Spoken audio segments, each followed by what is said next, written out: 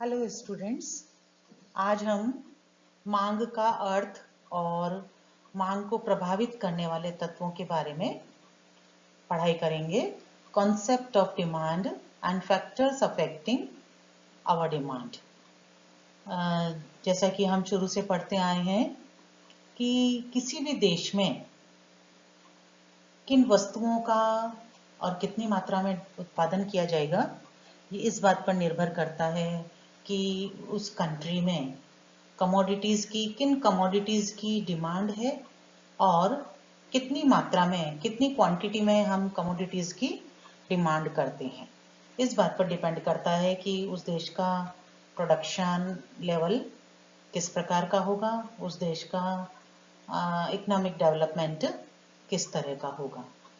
तो ये मांग क्या है कि हम अपनी आवश्यकताओं को सेटिस्फाई करने के लिए, अवर नीड्स को सेटिस्फाई करने के लिए, हम अपनी आवश्यकताओं को संतुष्ट करने के लिए वस्तुओं और सेवाओं की मांग करते हैं, मतलब कि हम उनको खरीदते हैं।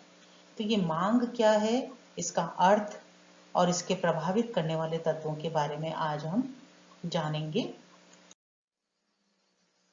कॉन्सेप्ट ऑफ डिमांड, मांग का अर्थ।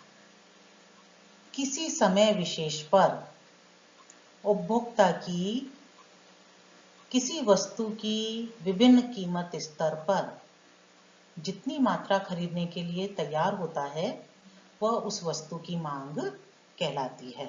Demand means those various quantity of a given commodity which a consumer is ready to buy at a given time and at a various price level, है ना।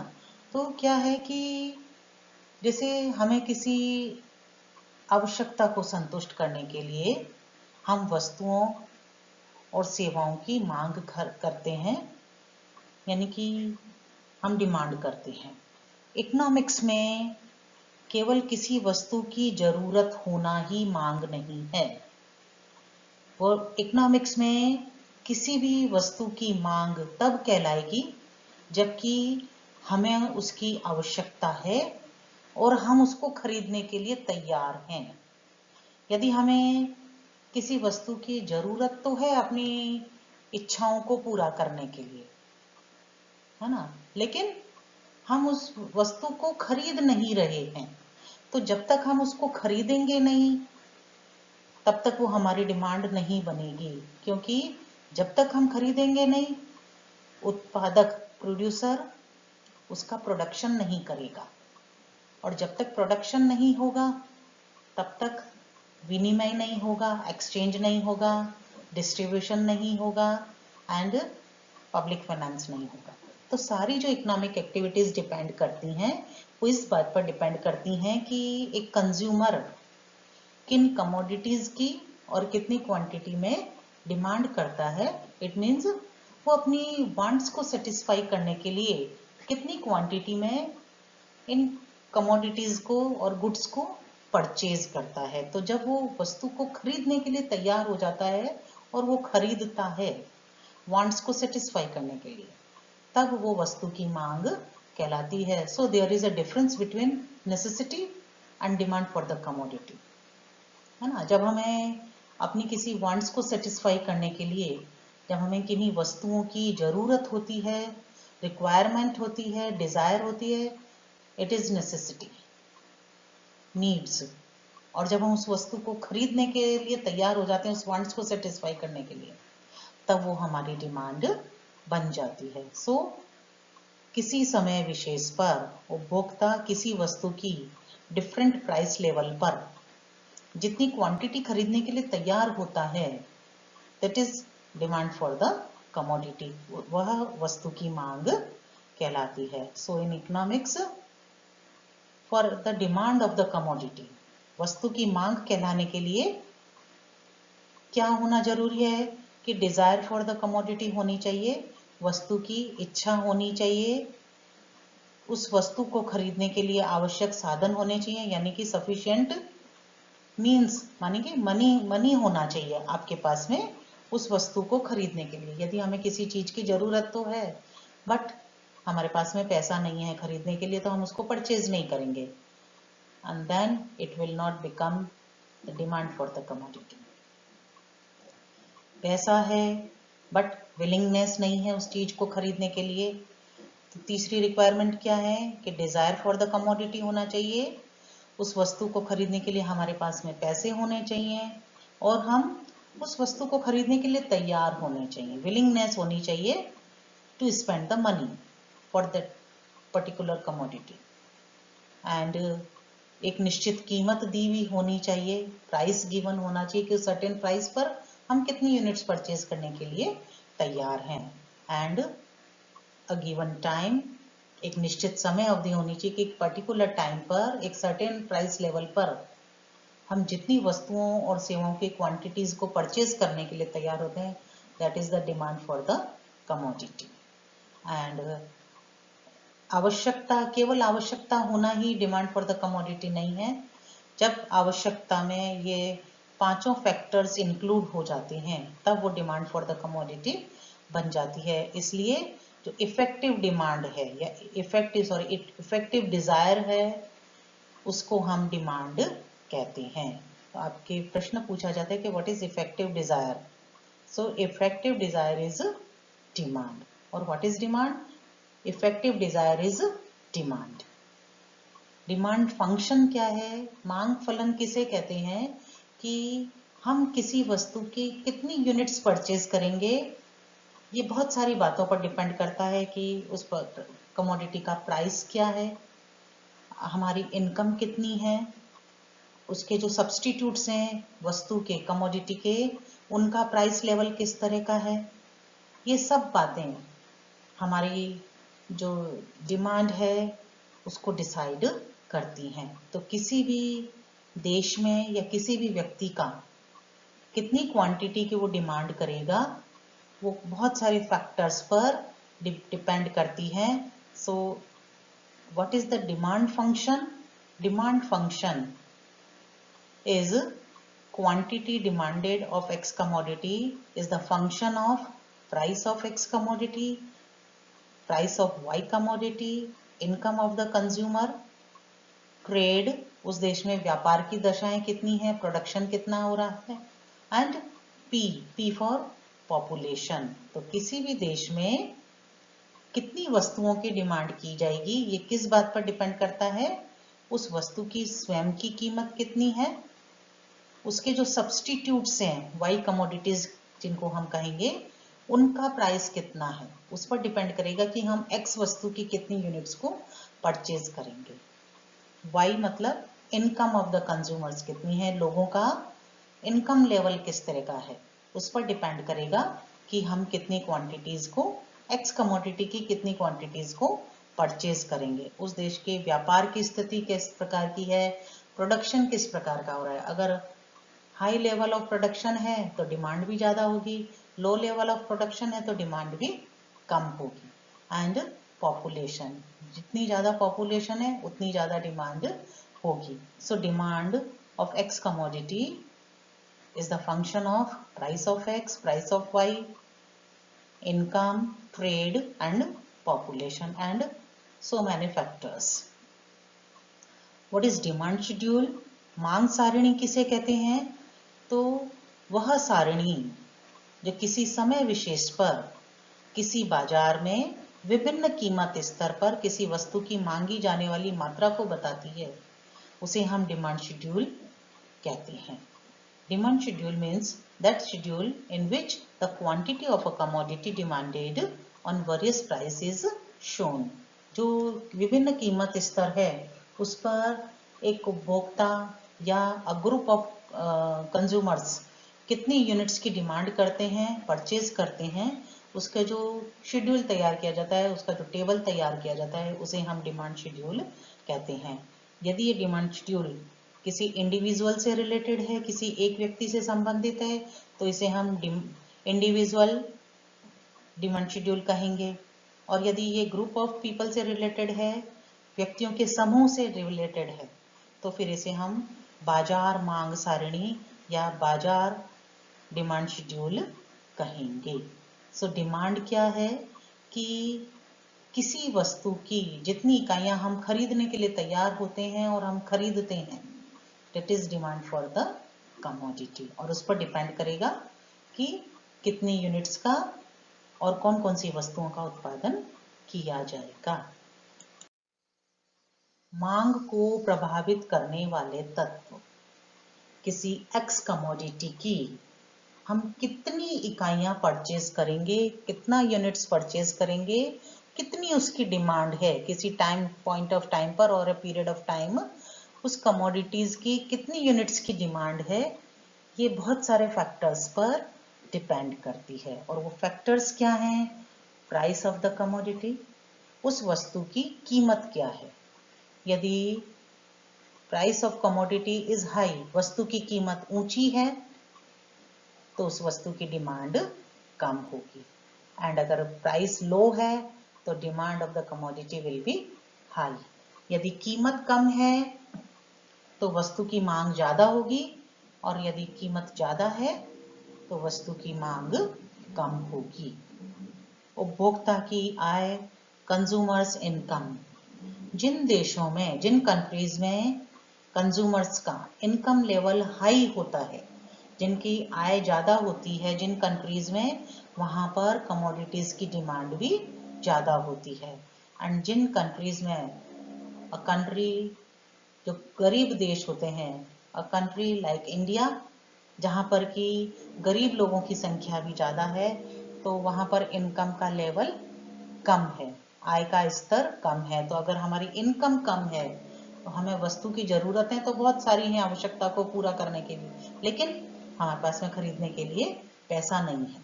तो क्योंकि हमारे पास में इनकम नहीं है तो हम उसको खरीदेंगे नहीं, और फिर वो हमारी डिमांड नहीं बनेगी। तो हम कितनी यूनिट्स की परचेज कर रहे हैं, डिमांड कर रहे हैं, ये बहुत ज़्यादा डिपेंड करता है उस वस्तु की प्राइस कितनी है और कंज्यूमर की इनकम कितनी है, उसके आय कितनी है। पॉपुलेशन ऑफ दैट कंट्री, उस देश की जनसंख्या पर, अगर जनसंख्या ज़्यादा है किसी देश की, उस देश में कमोडिटीज का कंजम्पशन ज़्यादा होगा, उपभोग ज़्यादा होगा, क्योंकि नंबर ऑफ पीपल ज़्यादा है, लोगों की संख्या ज़्यादा है। और जिन देशों में पॉपुलेशन कम होती है वहाँ पर वस्तुओं की डिमांड कम होती है, कंजम्पशन वहाँ पर कम होता है। इसीलिए जितने भी डेवलप्ड कंट्रीज हैं, इंडिया जो है हाईली पॉपुलेटेड कंट्री है। हम, जैसा कि आप सभी जानते हैं कि चाइना के बाद इंडिया जनसंख्या की दृष्टि से इंडिया का विश्व में दूसरा नंबर है। तो इंडिया जो है हाईली पॉपुलेटेड कंट्री है, यहाँ की जनसंख्या बहुत ज़्यादा है। तो डेवलप्ड कंट्रीज हमारे देश में एक मार्केट की तरह से इंडिया को देखती हैं और हमारे देश में वस्तुओं का विक्रय करना चाहती हैं और हमारे साथ में इंटरनेशनल ट्रेड करना चाहते हैं। उसका रीज़न यही है कि उनके द्वारा जो प्रोडक्शन किया जाता है उसकी हमारे देश में डिमांड बहुत ज़्यादा होती है। तो जिन देशों की पॉपुलेशन ज़्यादा है उन देशों में वस्तुओं की डिमांड भी ज़्यादा होती है।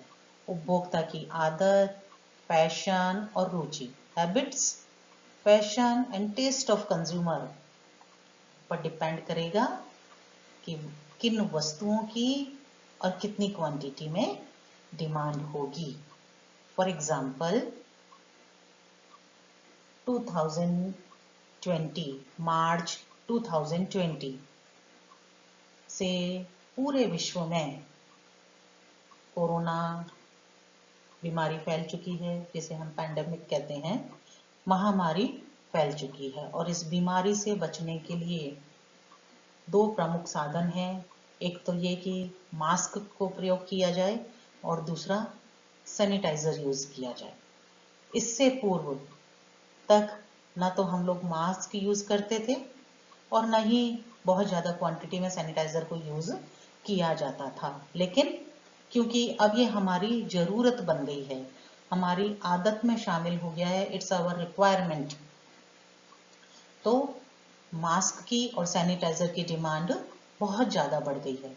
लेकिन मार्च 2020 से पूर्व मास्क की तो बिल्कुल भी डिमांड नहीं थी एंड सैनिटाइजर की बहुत लिमिटेड डिमांड थी।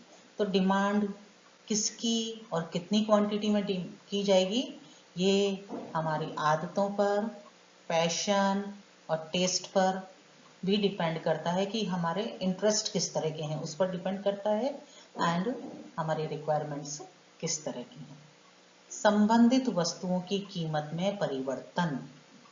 किसी एक्स कमोडिटी की कितनी डिमांड की जाएगी, कितनी क्वांटिटी परचेज की जाएगी, ये इस बात पर डिपेंड करता है कि उस एक्स कमोडिटी के सब्स्टिट्यूट्स कितने अवेलेबल हैं, प्रतिस्थापक कितने अवेलेबल हैं।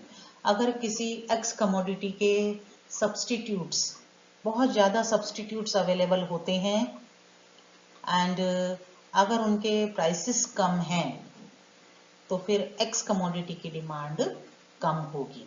अगर जो एक्स कमोडिटी है उसके जो सब्स्टिट्यूट्स हैं उनके प्राइसेस एक्स कमोडिटी के कंपैरिजन में कम हैं तो एक्स की डिमांड कम होगी और सब्स्टिट्यूट्स की डिमांड ज़्यादा होगी। तो एक्स कमोडिटी की कितनी यूनिट्स को हम परचेज करेंगे या उनकी कितनी डिमांड होगी, ये इस बात पर डिपेंड करेगा कि उसके जो सब्स्टिट्यूट्स हैं उनका प्राइस लेवल किस प्रकार का है।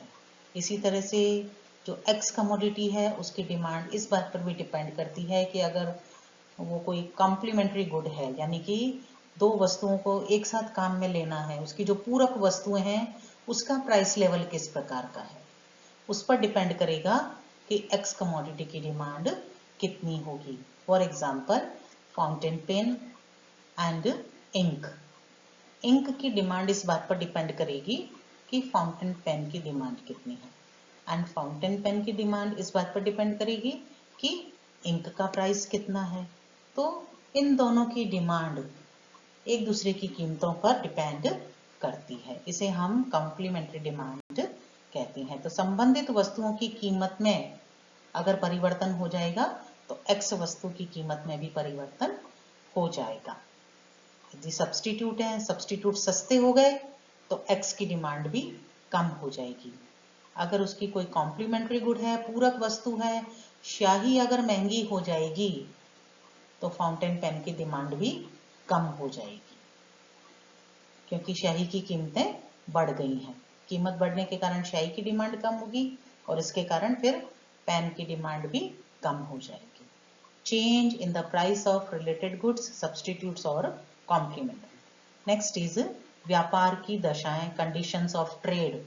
अगर किसी देश में इन्फ्लेशन चल रहा है, मुद्रा प्रसार की स्थिति है, तो वहां पर प्राइस लेवल भी हाई होता है एंड वस्तुओं की मांग भी ज़्यादा होती है। तो अगर मनी इन्फ्लेशन की स्थिति है तो demand for the commodity high होगी, और यदि डिफ्लेशन की स्थिति है, संकुचन की स्थिति चल रही है, तो फिर ऐसी स्थिति में वस्तुओं की मांग भी कम होती है। प्रोपेंसिटी टू सेव, बचत की प्रवृत्ति किस प्रकार की है? सामान्यतः जो पुअर कंट्रीज होते हैं उनमें प्रोपेंसिटी टू कंज्यूम ज़्यादा होती है, उपभोग प्रवृत्ति ज़्यादा होती है और बचत की प्रवृत्ति कम होती है। यदि हमारी प्रोपेंसिटी टू सेव, बचत करने की प्रवृत्ति ज़्यादा है, हम अपनी मनी को सेव करके ज़्यादा रखना चाहते हैं, तो फिर डिमांड जो है वस्तुओं की वो कम होगी। और यदि प्रोपेंसिटी टू सेव, यदि उपभोग बचत करने की प्रवृत्ति कम है और हम ज़्यादा से ज़्यादा कंजम्पशन कर लेते हैं अपनी इनकम का, तो फिर उस स्थिति में वस्तुओं की डिमांड ज़्यादा होगी। मौसम और जलवायु, क्लाइमेट एंड वेदर। गर्मियों में कॉटन क्लॉथ्स की डिमांड ज़्यादा होती है एंड सर्दियों में वुलन क्लॉथ्स की ज़्यादा डिमांड की जाती है। तो किसी वस्तु की कितनी डिमांड की जाएगी, ये इन सारे फैक्टर्स के अलावा इस बात पर भी डिपेंड करता है कि क्लाइमेट किस तरह का है और वेदर किस तरह का है। उस पर डिपेंड करेगा कि हम किसी कमोडिटी की कितनी यूनिट्स परचेज करेंगे। भविष्य में कीमत परिवर्तन की संभावना, expected future changes in price. यदि कोई एक्स कमोडिटी है और उसके प्राइसेस लगातार इंक्रीज होते जा रही हैं, ऐसी स्थिति में यदि हमें यह संभावना हो, यदि ये एक्सपेक्टेशंस हो कि यदि आज नहीं खरीदा तो फ्यूचर में इनके प्राइसेस और ज़्यादा इंक्रीज हो जाएंगे। यदि फ्यूचर में प्राइसेस के इंक्रीज होने के चांसेस ज़्यादा हैं तो फिर उन कमोडिटीज़ की डिमांड भी ज़्यादा होती है, और यदि फ्यूचर में प्राइसेस डिक्रीज होने के चांसेस ज़्यादा है तो प्रेजेंट में उन कमोडिटीज़ की डिमांड कम होगी। गवर्नमेंट पॉलिसीज़ कि यदि गवर्नमेंट की लिबरल पॉलिसी है, ज़्यादा रिजिड नहीं है गवर्नमेंट की पॉलिसीज़, तो प्रोडक्शन लेवल हाई होगा and then income level high होगा एंड कमोडिटीज़ की डिमांड बढ़ेगी। और अगर गवर्नमेंट पॉलिसीज़ रिजिड हैं तो उत्पादन भी कम होगा, इनकम कम होगी लोगों की, और डिमांड फॉर द कमोडिटी भी कम होगी। धन का वितरण, डिस्ट्रीब्यूशन ऑफ वेल्थ, यानी कि किसी देश में यदि सभी लोगों में वेल्थ का, इनकम का इक्वल डिस्ट्रीब्यूशन है, यानी सब लोगों को एक जैसी इनकम मिल रही है, तो उस स्थिति में क्या होता है कि जिन लोगों की इनकम कम होती है उन लोगों की उपभोग प्रवृत्ति ज़्यादा होती है, प्रोपेंसिटी टू कंज्यूम ज़्यादा होती है, और तब जो कंज्यूमर गुड्स हैं उनकी डिमांड ज़्यादा होगी यदि डिस्ट्रीब्यूशन ऑफ इनकम इक्वल है।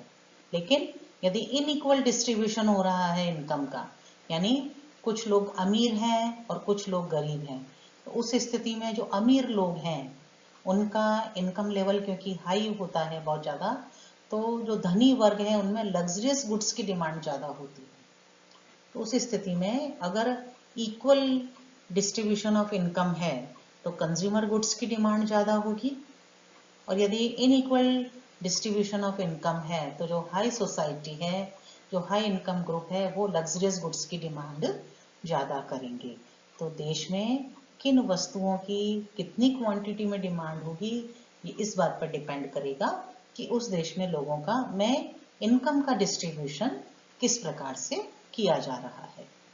सोशल एंड मैटेरियलिस्टिक वैल्यूज, सामाजिक एवं भौतिक मूल्य, यदि हमारी जो समाज है वो मैटेरियलिस्टिक सोसाइटी है, यानी भौतिक वस्तुओं में भौतिकवादी दृष्टिकोण है उनका, तो ऐसी स्थिति में कंजम्पशन हम ज़्यादा करेंगे और वस्तुओं की डिमांड ज़्यादा होगी। लेकिन यदि हमारी आध्यात्मिक है हमारी विचारधाराएं, तो फिर उस स्थिति में हम बहुत लिमिटेड कंजम्पशन करेंगे, उपभोग करेंगे, और वस्तुओं और सेवाओं की डिमांड कम होगी। तो अगर स्पिरिचुअल है तो डिमांड कम होगी, और अगर मैटेरियलिस्टिक सोसाइटी है, भौतिकवादी दृष्टिकोण है, तो हम वस्तुओं और सेवाओं की ज़्यादा डिमांड करेंगे। एंड लास्ट वन इज ज्ञान में वृद्धि, एक्सपांशन इन नॉलेज। जितना ज़्यादा हम देश में उपलब्ध वस्तुओं और सेवाओं के बारे में जानेंगे कि कौन कौन सी कमोडिटीज़ अवेलेबल हैं हमारी वांट्स को सेटिस्फाई करने के लिए, हमारी रिक्वायरमेंट्स को फुलफिल करने के लिए, जितनी ज़्यादा हमारी नॉलेज होगी उतनी ही ज़्यादा हम वस्तुओं और सेवाओं की डिमांड करेंगे, और यदि हमारी नॉलेज कम है तो डिमांड भी कम होगी। इसीलिए जो प्रोड्यूसर्स होते हैं, जो उत्पादक होते हैं, वो एडवर्टीजमेंट पर खर्च करते हैं ताकि लोगों को पता लग सके कि कौन कौन सी वस्तुएं हैं जो कि उनकी वांट्स को सेटिस्फाई कर सकती हैं और डिमांड को इंक्रीज करने के लिए कोशिश करती हैं। So all these are factors, ये सभी तत्व हैं जो कि संयुक्त रूप से कलेक्टिवली हमारी द्वारा जो वस्तुओं की डिमांड की जाती है या जो हम यूनिट्स को परचेज करते हैं उसको हम अफेक्ट करते हैं। इन्हें मांग को प्रभावित करने वाले तत्व कहते हैं। इस चैप्टर से रिलेटेड इंपॉर्टेंट क्वेश्चंस कौन कौन से हो सकते हैं? प्रभावपूर्ण इच्छा से आप क्या समझते हैं? What do you mean by effective desire? What do you mean by demand schedule? और डिस्क्रिप्टिव क्वेश्चंस पूछे जा सकते हैं कि मांग को प्रभावित करने वाले तत्व बताइए, या मांग में विस्तार और संकुचन, expansion and contraction in demand, and मांग में कमी और वृद्धि, increase and decrease in demand, को प्रभावित करने वाले तत्वों को बताइए। इन ये दोनों ही क्वेश्चंस का एक ही आंसर है, factors affecting the demand for commodity. Thank you.